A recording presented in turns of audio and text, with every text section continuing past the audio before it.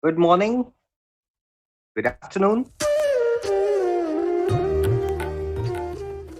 महापंथ यह योग है, सहज श्वेत है धाम, तेज पुंज सत्पुरुष है, तह हंसन विश्राम।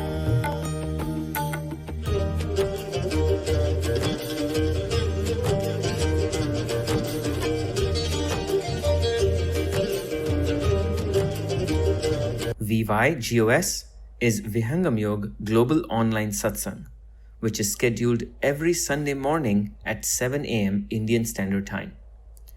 Those who would miss to attend the morning session can listen to the broadcast replay on Sunday evening at 4:30 p.m. Indian Standard Time. The aim of this forum is to give the entire world an opportunity to learn the ancient science of meditation and benefit from this pious service inspired by Sadguru Sadafal Devji Maharaj, the pioneer of Vihangam Yoga.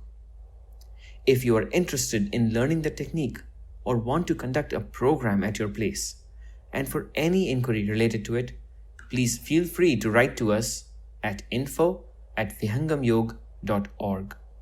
That is info@vihangamyoga.org.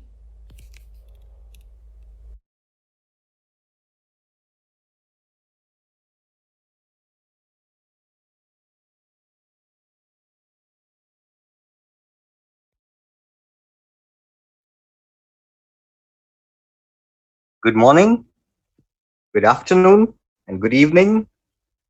Welcome to the session of Vihangam Yoga Global Online Satsang.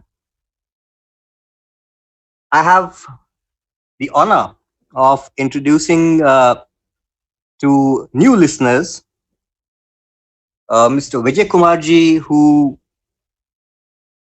whose family has served three generations of Sadgurudev Bhagwan, and he's a graduate from IIT Kharagpur, India, and a software engineer by profession. He's been a Vihangam Yoga instructor since 2007, and we're very fortunate to have him here with us for this session. We also have Abhinav Kishoreji, who is a project lead and a software engineer based in Sydney. He's passionate about history, philosophy, design, and most prominently spirituality. And from the little that we've interacted together, I've seen that he has a very systems-based approach, a very cause and effect-based approach that I admire greatly on virtually most of the things that we've discussed. So we shall be looking forward to his presentation or his speech this morning, afternoon, or evening. We shall start shortly, and the topic for the day is change. Scaling yourself, becoming an agent of change. As people in the corporate world, we always face this. It comes up as change management. The more you change, the more things remain the same. We should all change. Mahatma Gandhi once said, "Be the change you want to see in others." But change is something that sounds easy but is difficult to implement. On a personal basis, when you change from one habit to another, and also on an organizational or a societal basis or an institutional basis, even from a family basis, change is inevitable. And we must prepare and be ready as agents of change. But how do we invoke change? That is the subject of discussion for today. As always, we would start with the Swagat Gan. and we will proceed in the order of progression that we normally take.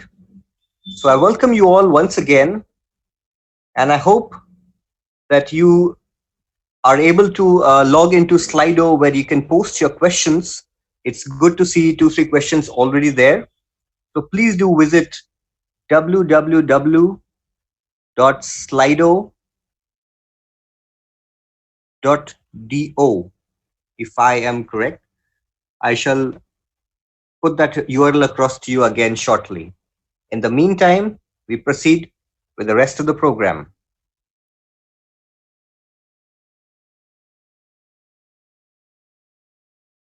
Over to you, Raji.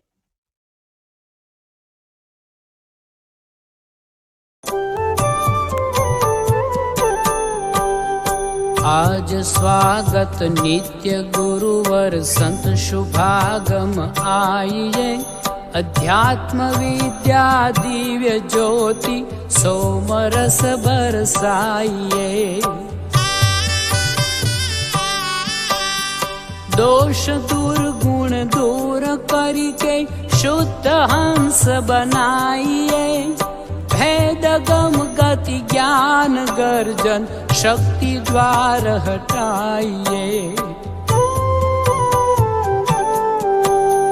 खुले द्वारा शब्द सागर भक्त जन अनहवाइए, जन सदा फल विश्व शिक्षक शान आन बचाइए, शान आन बचाइए।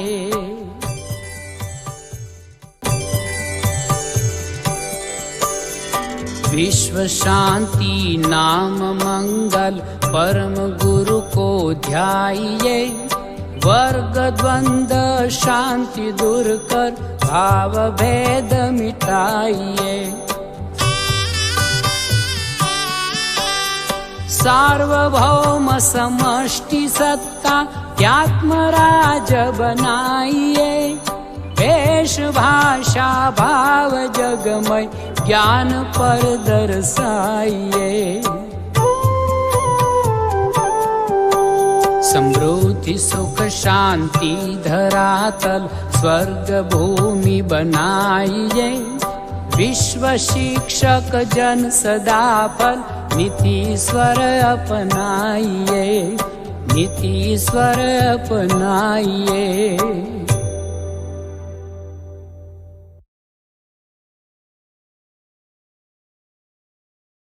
Thank you, Raji. Having invoked the blessings and the grace of the Sadguru, we proceed to understanding change and all its constituents, all that we need to understand how to implement change from within, from deep within. In this path, we shall refer to the Holy Swarved, an encyclopedia of spirituality that has condensed wisdom from across centuries and millennia into an easy to understand, very easy, comprehensible, and readable document that is only available in Hindi today, but there is a very useful English translation of the Uttararth of the Swarved, which is also available. So if you do listen to Vijay Kumarji, who shall be reading verses from this wonderful book, and it is of interest to you, please do feel free to visit vihangamyog.org. That's www.vihangamyog.org. Vihangam Yoga is spelled the same way as you're able to see on the internet right now. And someone will be able to get in touch with you to deliver a copy to you.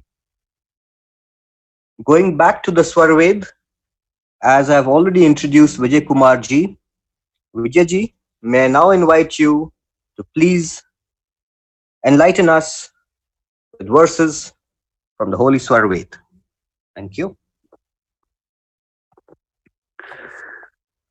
Thank you, Raghavji. This is Vijay from Edison, New Jersey.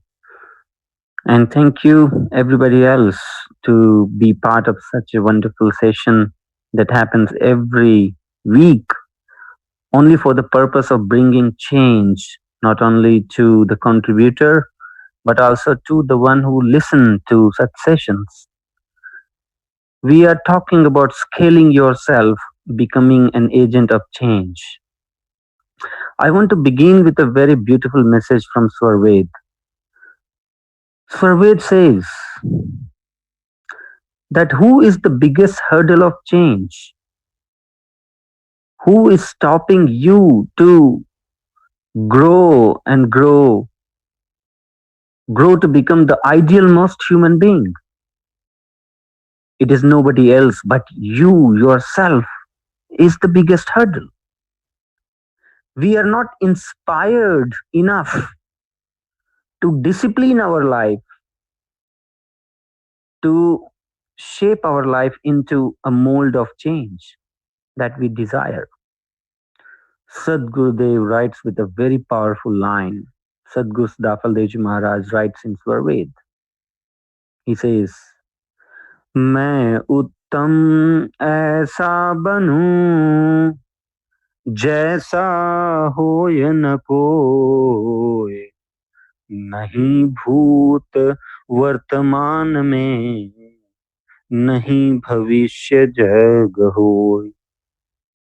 May I be so inspired to bring change within myself that nobody else has happened so in the past, nor anybody could become so in the future. May I be constantly growing towards becoming the ideal most human being, one that exhibits the highest scale of humanity and compassion, unmatchable by anybody in the past or future.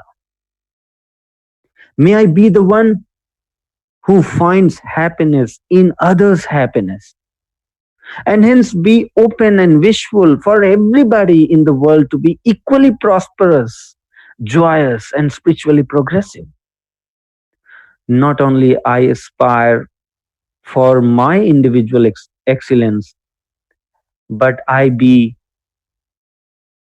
possessing the inclusive thoughts for everybody, and may I inspire others also to walk along towards the all-round prosperity and development.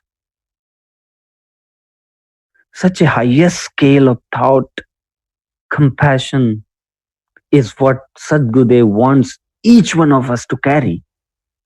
Sadgurudev, through this couplet, is inspiring us to become untiring human being, one who never tires in bringing change within themselves.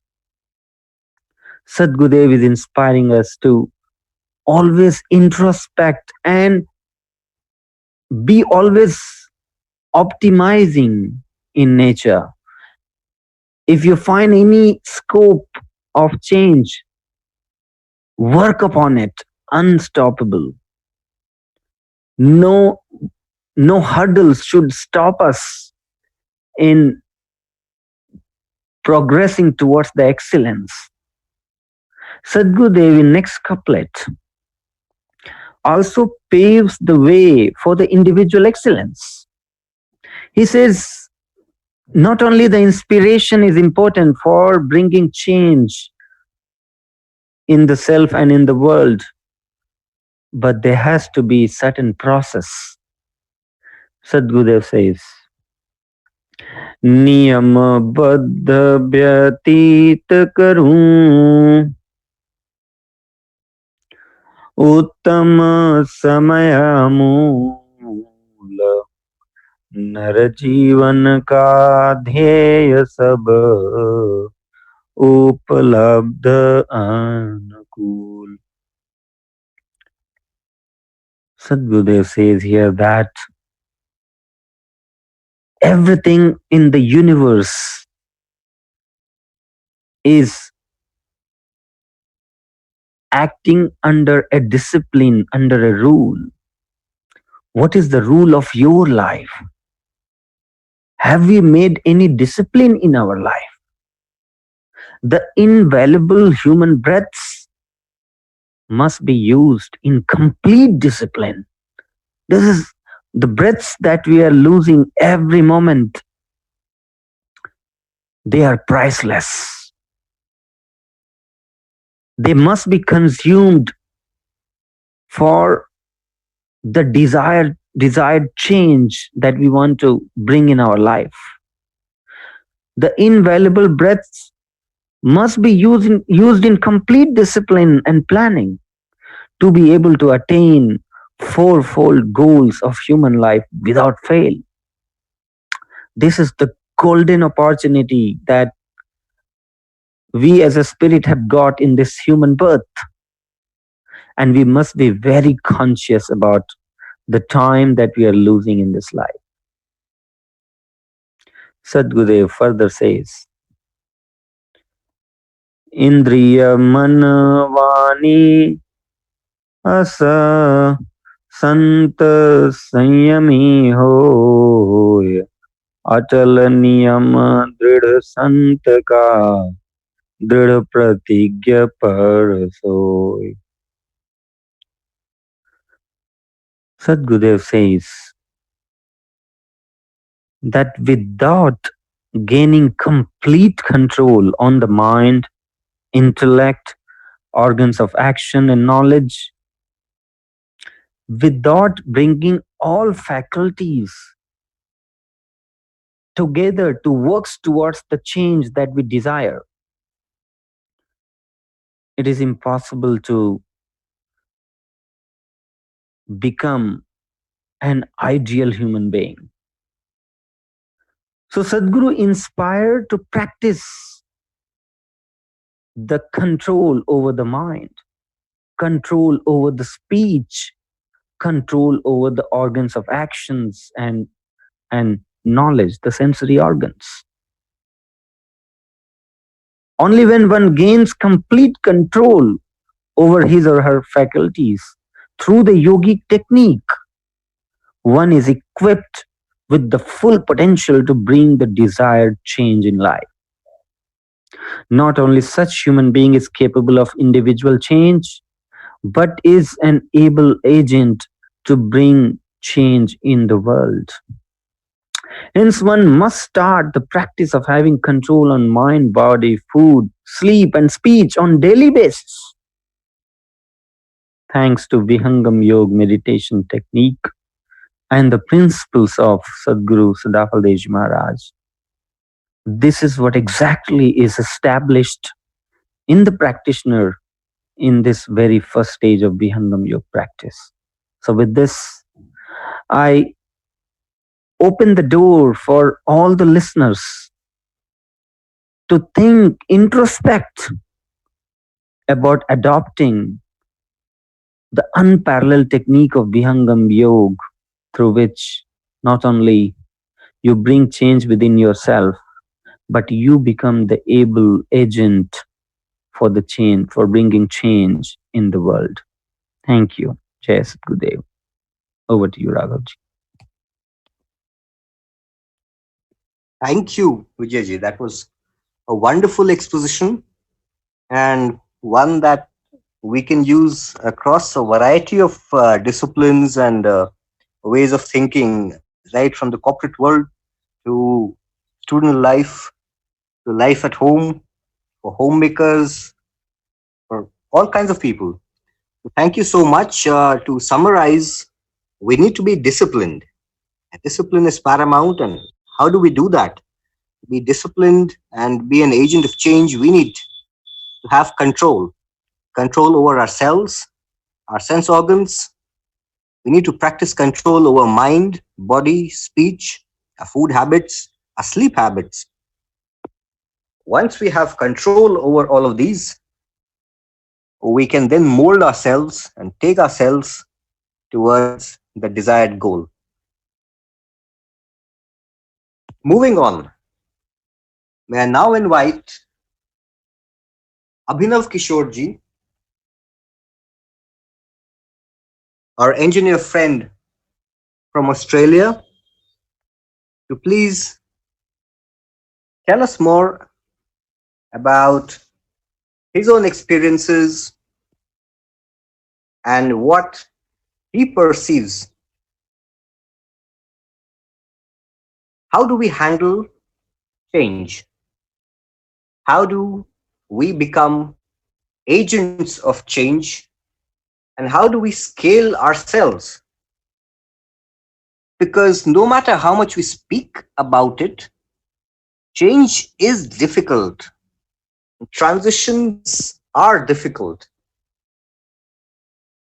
Remember, at every stage of life, when we are faced with great change, whether it's being born or entering a particular stage of life, getting married, we receive the blessings and the support and the endorsement of our loved ones who come together and endorse that movement. They give us the confidence that you are about to step into a new life, a new way of thinking and living.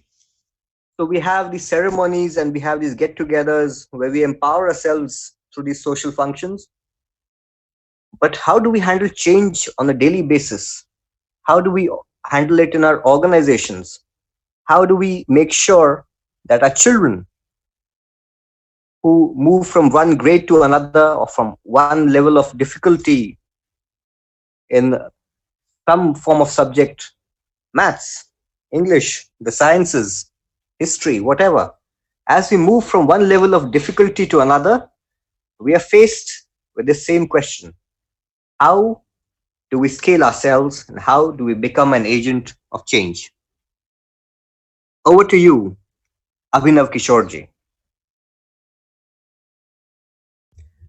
Thank you very much, Raghavji, and thank you to the entire platform for having me today.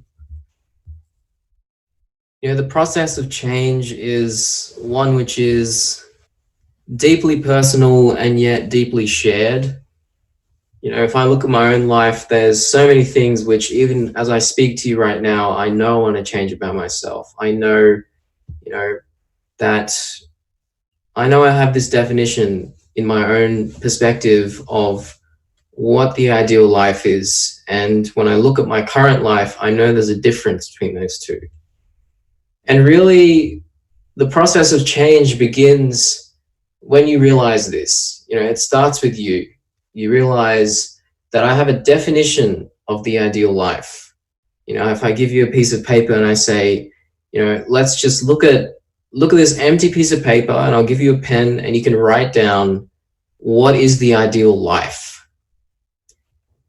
And when I go through this exercise, I find myself writing down so many things, and I want to write these things down because I know that they're the right thing to do for me. Perhaps you want to wake up earlier. Perhaps you want to exercise more. Perhaps you want to eat more mindfully. Perhaps you want to learn new things every day. Perhaps you want to develop new habits, reading, writing, meditating, speaking. You ask yourself, if I know what my ideal life is, why is my current life not in alignment with that? And once we form this thought, the process of change begins. We change and challenge go hand in hand. To scale yourself, you have to challenge yourself. And once we start to challenge ourselves within, we begin the process of changing our outward behaviors. So the process of change begins within. It is when we challenge ourselves within to be different to the way we are right now. And this delta, as it's called in engineering, this diff, is where change operates. And when we begin this journey, when we embark this journey, perhaps you want to develop a habit of reading every night. But one night you'll find that, perhaps your occupied with something else. Perhaps, your workplace, or you've got an assignment or a project or something comes up and you have to take a decision. Do I skip today or do I not? And I can give you so many examples of times when I've wanted to form a habit, and when I've been put in a difficult situation like that, I found it very difficult to figure out what I should do. And sometimes unconsciously I decide, let me just do it tomorrow, or let me just do it the day after. And this, loss of consistency, this loss of discipline is what causes us difficulty in forming these new habits or in invoking change within ourselves. As we heard, the master of Vihangam Yoga, Sadhguru Sadafalevji Maharaj, very, simply puts it to us that the source of change and the source of no change is the same. It is the mind. The mind is what is forming barriers in front of our ideal definition of life. And if we can control this mind, and if we can control the energy which this mind is utilizing, if we can become masters of that own energy, then the process of change no longer belongs to the mind, it belongs to us. And this empowering state is when we start to realize that life is as simple or as complicated as we make it. With this superpower in hand, where we can direct our own energy, where we can direct what the yogis tell us is our surati, the energy which emanates from the soul and is then scattered by the mind. If we can take this energy and we can really master it, if I get up today and I say, today I'm going to work on cleaning up my house. So then if that's my decision, that means 100% of my energy should be going into that and that only. So that level of granularity is different to saying, I want to spend an hour. It's different to saying, I want to try to do this. It is so very complete, because everything we do, our words, our thoughts, our actions, are backed by this same energy. If we can master the energy itself, then everything else as a side effect becomes controlled, becomes aligned. So it all begins with ourself. We try to understand our own energy.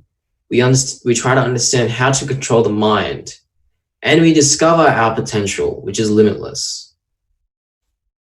And then as we proceed on this path, as we begin to scale parts of ourselves, we have to remember that until we have, through the guidance of a master, really mastered this energy, the moment we think that I've made it, the moment we think I've done it, we need to begin another process of change, which is the process of becoming a bit more humble in what we have achieved. Because at the end of the day, yes, the process of change should be one which makes us proud and empowers us. But if we become too overly conceited, too overly confident in this process itself, then we lose sight of our own energy, and we lose sight of how to control our energy, because this state of control is very subtle. And in order to remain subtle, we must remain humble. Otherwise, that energy becomes scattered once again. So it all begins with us. We try to understand ourselves and grow ourselves. And as we begin to understand ourselves, we start to realize that we're becoming more receptive to others' energy.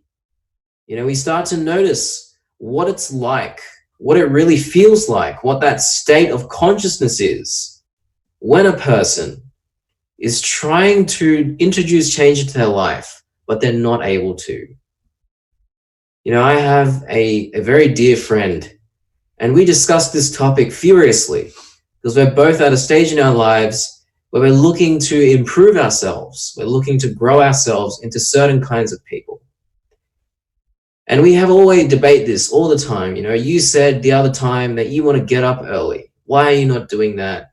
And then he might say to me, oh, you know, you said that, you know, you want to exercise every day. Why are you only doing it every 2 days?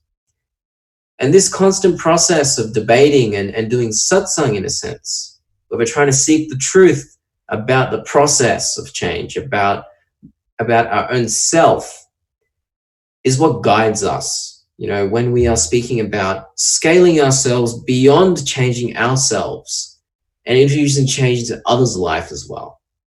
So once there is an awareness within yourself of how the process of change begins, what roadblocks there can be, where it ends, if there is an end in a particular way, then we begin to develop a shared awareness of what that obstacle is like in others' worlds. And once we begin to develop this, once this awareness, you know, starts to crop up within us, a certain kindness overflows within our behavior, a certain compassion, a certain empathy presents itself. And I want to really stress that these words come after the experience. They describe the experience. They are not the experience. You know, language is just a means to convey a state of existence. So we cannot, you know, when people say to you, oh, hey, like you seem so empathetic to me. You seem so sympathetic to my situations. You have reached that state of consciousness. You are not that word. You are that state of consciousness.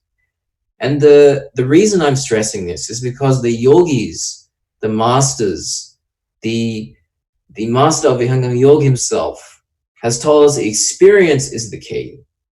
And that is what we start to exchange. We start to exchange the currency. We start to exchange the language of experience.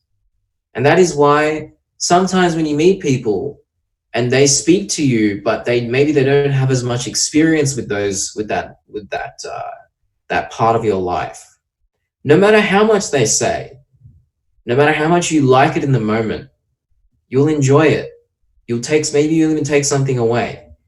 But then if you talk to a person who has experienced those things, they may say one sentence and it sticks with you for the rest of your life. Because they are speaking from a perspective where you are right now. So this is why in the yogic philosophy, in the Vedic philosophy, in the philosophy of Vihangam Yoga, there is a master. You know, we cannot do everything based off just our own experiences. We have to exchange those experiences with someone who has a greater understanding. And in our own lives, we see this in the form of family, in the form of friendships. And these people too are guides in our lives. Because they are giving us, exchanging with us information, experiences, states of being, which we are maybe grappling with right now. So we begin with change within ourselves. We then form a greater understanding of others. And this evokes an opportunity to assist others in aligning their energy with the life they want to lead. And these 3 steps are very organic. You know, if you look back to maybe a good habit that you formed in your own life, you will notice that once you saw the impact of that habit, immediately you started talking about it. Maybe it was just to your family, maybe it was just to your younger brother, younger sister, a friend. But you started talking about it. Hey, you know, I started sleeping earlier and getting up earlier, and I feel so much better. So this state of helping others, of being a team, of growing and evolving with each other is very organic to the human experience. And you'll notice it within yourself. Once one of the somewhat positive things about social media is that it allows us to share a lot more content. But why do we share content? We share content because we want to share an experience. That is why social media is viral. That is why we see certain things and we feel something inside of us and we want to exchange that with someone else. And when this process becomes selfless, when it becomes sourced and rooted in compassion, where we only want the best for the other, even if it's tough love, even if it's soft, when that becomes our only goal, we become an agent of change. We become what the yogis tell us is a sevak, a person whose only goal in life is to look at the energy in the universe around them and figure out, how can I maximize the positivity, the goodness in this environment, whether that be to my detriment or not. And if we look at the world today, why is this so important? If we look at different parts of the world, there are continued battles over invisible lines in the soil. There are species which will never exist again. There are trillions of dollars circulating in the world, yet millions don't even have a dollar. We know these things, we see these things, but the fact of the matter is, we cannot change the world on our own. We begin by scaling ourselves. We then allow and assist others in scaling themselves. But then as a humanity, we come together and we reevaluate where we are as a species. And this is when the scaling process really reaps its benefits. When we scale our philosophy, our concept, our process of change to the entire world. And if we look at the masters of old, each and every one of them have embarked upon a process, a path, a journey in which they have tried, assisted, guided the entire world to wake up and look at where we are and where we are going. And so the process of change is one which begins in your own household, in your own room, on that bus ride home, when you're thinking, what do I want to be? And what am I right now? We then look at the person next to us. Perhaps they're grappling with the same thing. We start to talk to each other. We start to exchange experiences. And then as we start to ripple this, our words, thoughts, and actions, as they ripple to inspire others, ripples form in the world. And these invisible lines, which we draw in the soil, no longer exist. The only borders which exist are those which we place in our mind, in our heart. The yogis, the masters of Vihangam Yoga, have told us we are limitless, we are boundless. So why do we limit ourselves to such mundane things? And so, with the guidance of each other and with the ultimate guidance of a master, we can develop cultures, societies, ways of looking at the world which are infused with an understanding of the greater good and of our individual and collective potential. Let's become that change which we seek and which the world is after. That's all I have to share today. Jasudev, and back to you, Raghavji. Thank you, Abhinavji. As always, you've taken us the tour de force of a very complex topic, change, becoming an agent of change and scaling ourselves. Dear listeners, please do log into Slido and post your questions, and we shall take them up. And if we don't have time today, we shall take them up in the next session. The URL is www.sli.do.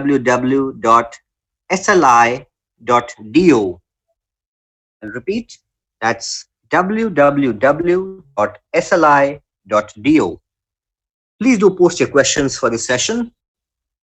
And in the meantime, we move on to our next segment where we'd like to welcome Rekha ji from the US. Rekha ji, welcome back to this session. We've always been inspired by your participation in these sessions, and we look forward to the bhajan that you shall contribute in the session today. Over to you, Rekha ji. Thank you, Raghavji, and Jai Shakrudev, everybody. Sadguru Siddhafal Devji Maharaj, in the process of spreading the knowledge of Brahma Vidya, faced lot of obstacles. In spite of these obstacles, Sadguru Dev says that why should I worry when the Lord Almighty is with me? So, dear friends, whoever devotes and completely surrenders himself, the Lord takes care of him. So let's hear the bhajan. मेरा रक्षक महाप्रभु है, मेरा रक्षक महाप्रभु है। चिंता मन तू काहे किया, चिंता मन तू काहे किया, मेरा रक्षक महाप्रभु है। ज्ञान योग उपदेश विश्व में निर्भय पद अधिकार दिया। ज्ञान योग उपदेश विश्व में, ज्ञान योग उपदेश विश्व में निर्भय पद अधिकार दिया। मेरा रक्षक महाप्रभु है, मेरा रक्षक महाप्रभु है। विद्या परायोग तत्व दुर्लभ, जा बिन मानव जन्म छिया। सोपदेश देव जग जीवन, सो उपदेश देव जग जीवन। प्रभु से क्या मैं भूल किया, मेरा रक्षक महाप्रभु है, मेरा रक्षक महाप्रभु है। चिंता मन तू काहे किया, चिंता मन तू काहे किया, मेरा रक्षक महाप्रभु है। जो मैं कहा सत्य तत्व छानी, ताम में दुर्जन विघ्न किया।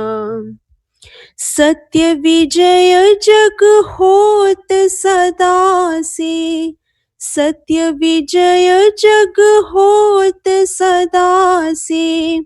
चाहे कोई छल बल केत किया, मेरा रक्षक महाप्रभु है। चिंता मन तू काहे किया, चिंता मन तू काहे किया, मेरा रक्षक महाप्रभु है। प्रभु शरणागत निर्भय हंसा, आवागमन दुख पार किया। गति अनन्य प्रभु आश शरण में, गति अनन्य प्रभु आश शरण में, भार सदा फल आप लिया मेरा, रक्षक महाप्रभु है मेरा, रक्षक महाप्रभु है। चिंता मन तू काहे किया, चिंता मन तू काहे किया, मेरा रक्षक महाप्रभु है। बोलिए सद्गुरुदेव की जय। Thank you, Rekha ji. Thank you, as always, for that wonderful bhajan. And within the bhajan itself, you've addressed a very important concern in the quest for change. One of confronting our fears. After the bhajan, you sang, "Why should I worry?" When Mahaprabhu, that's Almighty God, is my protector, why should I worry? Sadguru Siddhafal Devji Maharaj in the Sankat Mochan, I look upon the Sankat Mochan as the magic bullet, the silver bullet for people whenever they're faced with stress and worries. And these are outcomes of change. Whenever you're implementing change and you will face resistance from the system, you can read from the Sankat Mochan where a particular verse talks about chinta. So chinta,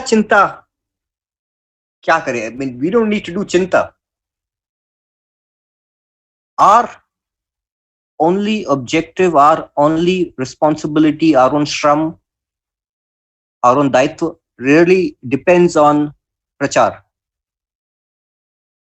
The rest will be handled by the Sadguru and the Mahaprabhu, our ultimate protector. So why should I worry? Thank you, Rekha ji. And now we open the floor to questions from Slido, questions from anybody who'd like to ask them. May we begin with questions from the last session, one of which was probably unanswered, and we felt that this needs to be taken up this time. The question goes, I was a good meditator when I was a child, but when I left meditation, things became bad and even worse. If I start meditating again, can I be that person again? That's interesting. Here, a little bit of change, a little bit of leaving the path that you were following has led to things becoming bad and worse. So Abhinav ji, may I call upon you to answer this question? That when I left meditation, things became bad and worse. And if I start meditating again as I did as a child, can I be that person again? Over to you, Abhinav ji. Yeah, thank you, Raghav ji. So it's a great question. What I would say is definitely yes. Like, you can become that person again. You can probably even become an even more refined version of yourself. And as far as, my reflection on this question would be, keep it simple. If you ask a child why they do certain things, they have very simple answers. They don't overcomplicate it. It's only as we get older and we are exposed to more of the world, more perspectives, we have different things we want to do with our time, that we overcomplicate our reasoning and our way of looking at things. If I was to ask you instead, do you still brush your teeth? You brushed your teeth as a child. Do you still brush your teeth? Most likely, you would say I do. And that's because you have a simple reason. I'm cleaning my teeth, and meditation, you can keep it as simple as I'm cleaning up what I call my mental laundry. I have things building up inside me that I'm probably not aware of. There's probably things that I'm unconscious of, which are dragging me back. Let me go in there and clean up. So the master of Vihangam Yoga guides us and says, meditate once in the morning and evening. So for me, I meditate once in the morning. After brushing my teeth, doing a bit of yoga, I meditate, and before I go to sleep. And I don't look at it as anything more than just spending some time cleaning up myself, because I want to give my best to the world. I want to give my best to the people around me. So that would be my only kind of response, I guess, to this question. And I really do hope you're able to pick that habit up again, because, for me personally, I've seen the effect it's had on me and the people around me. So I'd really love to know how you go with that. Please do write in again. Thanks, Raghavji. I'll hand it back to you for the next one. Thank you, Abhinavji.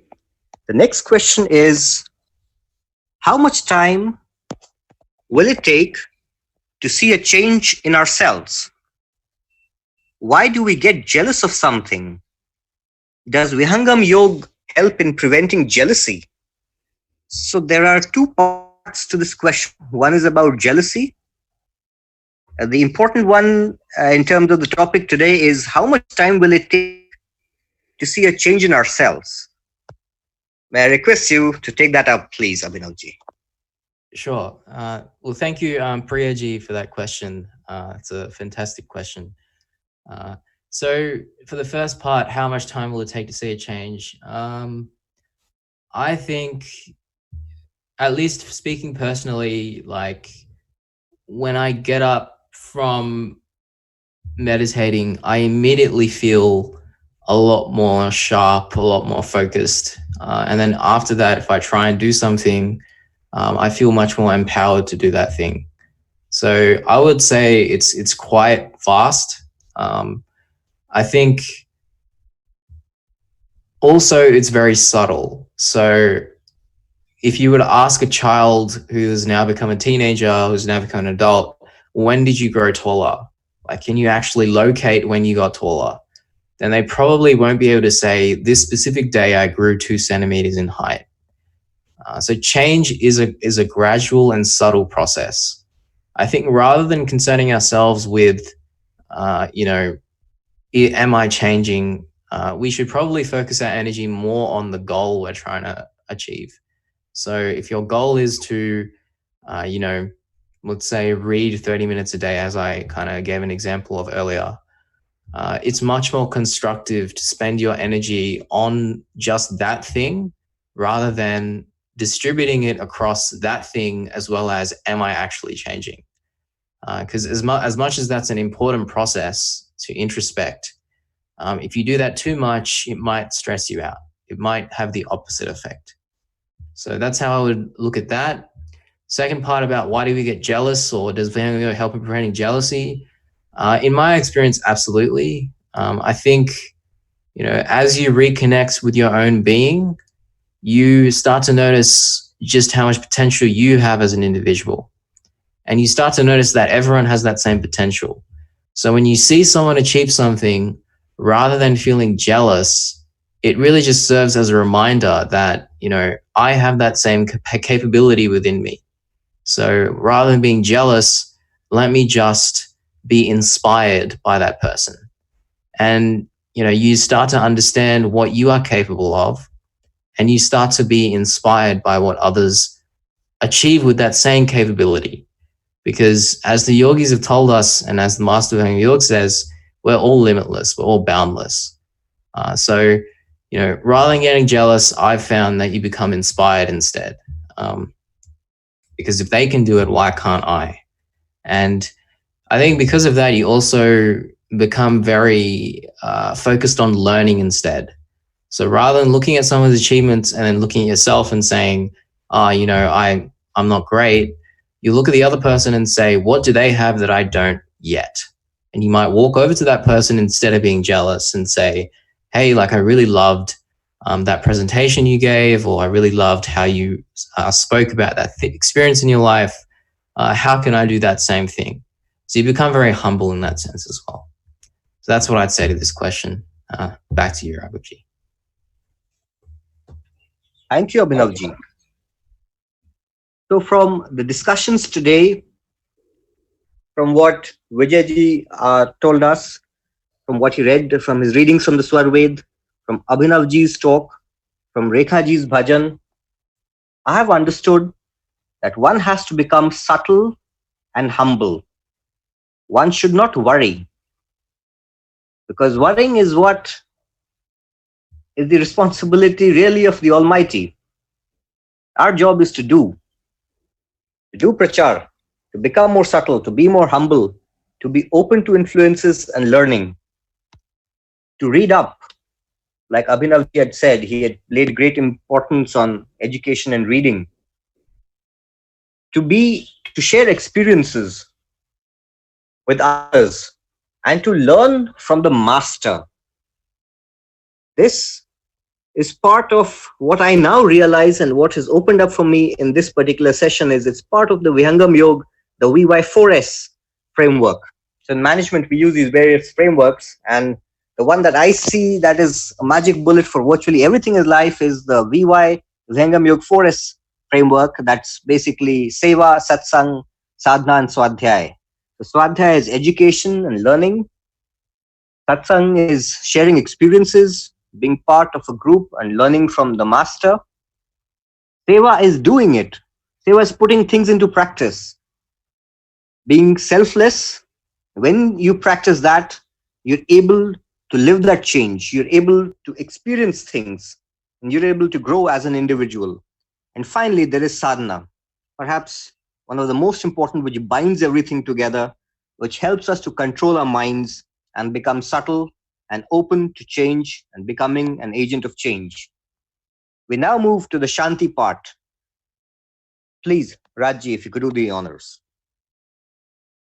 विराग त्याग की शांति हो, उदासीनता शांति, सेवा जित शिष्य शांति हो, सत्य शांति हो शांति। हे प्रभु शांति स्वरूप हो, शांति शांतिमय शांति, शांति शांति जन शांति हो, पूर्ण शांतिमय शांति।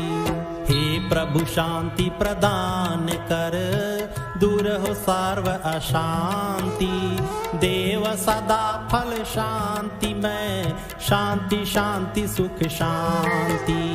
हे प्रभु शांति प्रदान कर, दूर हो सर्व अशांति, देव सदा फल शांति में, शांति शांति सुख शांति।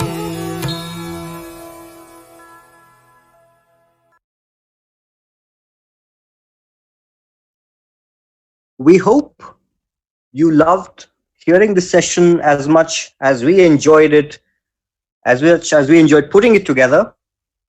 Please do visit us at www.vihangamyog.org. Another website is us.vihangamyog.org. Wonderful website for knowing more about Vihangam Yoga. Please do visit us at these websites and use the contact details to send us an email, to give us a call, and we shall respond to you. We shall be only too happy to welcome you, to invite you to this journey of change, to learn from you and to share what we know, to share the learnings from a master. Thank you for having joined us. Thank you, dear speakers, for contributing to the session. May the Sadguru bless us all. Thank you.